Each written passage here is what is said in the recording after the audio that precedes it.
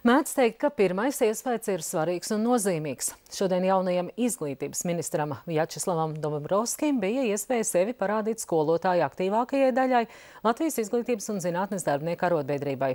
Jau pirmajā tikšanās reizē abas puses vienojās uz laiku pārtraukt darbu pie 40 stundu darba nedēļas ieviešanas, jo pēc skolotāju domām ministrija nespēja piedāvāt tam adekvātu finansējumu. Pēdējā laikā bija ierasts, ka izglītības ministrijas un arotbiedrības tikšanās norit vētraini. Kā izvērtās šīs dienas saruna, vēroja Līva Rauhvergere. Lai skatītu vaigā jauno ministru, skolotājas Inese un Elvīra mērojušas ceļu no Jēkabpils novada. Viņas tāpat kā vairākums zālē no ministra sagaida daudz. Inese cer beidzot sajust cieņu pret sevi kā padoto. Elvīra toties gaida pasākumus, kas reformas vārdu nestu nevis formāli, bet ietvertu izdiskutētas, reāli īstenojamas pārmaiņas. Otrs, protams, izglītības darbinieku materiālais nodrošinājums. Mēs arī gribam saņemt nevis nedaudz vairāk par minimālo algu, bet cienīgu algu, lai var normāli iztikt un dzīvot. Skolotāju galvenās prasības un jautājumi ir nemainīgi. Lielākas algas, skaidrība par 40 stundu darba nedēļas sistēmu un mazo skolu aizsardzība. Šoreiz izglītības ministrijas atbildes prezentācija tiek uzņemta krietni mierīgāk nekā citkārt. Jautājumu atbilžu sadaļā neiztiek bez dažiem asumiem. Šeit ir cilvēki smokušana, viņiem jāsaņem tas ir no algas, nevis no.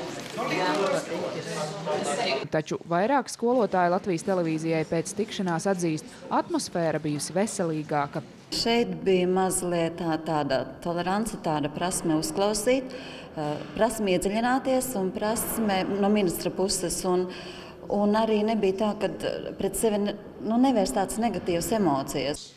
Daļēji šādu iespaidu varēja radīt arī tas, ka Vjačeslavs Dombrovskis ar īsām uzrunām atklāja un noslēdza tikšanos, taču pārējā laikā ministrijas nostāju ļāva skaidrot ierēdnēm.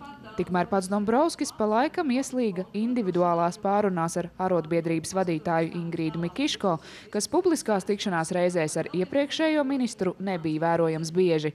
Dombrovska noslēguma uzrunas esence – ministrija ir skolotāju pusē, taču naudas valstī nav neierobežoti daudz un ap šo pīrāgu cīnās visas ministrijas. Ja ministrija un skolotāji turpinās plēsties savā starpā, savu daļu pīrāga var arī palaist garām. Mums uz ministru kabinetu jāiesniedz informatīvo ziņojumu par šo motivācijas programmu. Mums ir nepieciešams saskaņojums no līdzdara.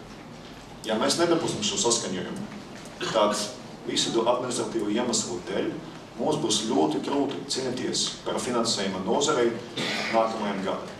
Man ir ļoti liels lūgums iedot mums šī jūsu uzticības avans, ja jūs vēlaties. Un es varu no savas puses apsolīt, ka mūsu dialogs, mūsu sarunas turpinās. Vjačeslavs Dombrovskis arī norādīja, ja ticētu, ka protesti spēja risināt sasāpējušos jautājumus, pats izietu ielās ar skolotājiem, taču ministrs labāk aicina uz saprātīgu kompromisu meklējumiem. Līva Rauhvergere, Raivo Freimanis, Latvijas televīzija. Viņa Latvijā nav uzstājusies.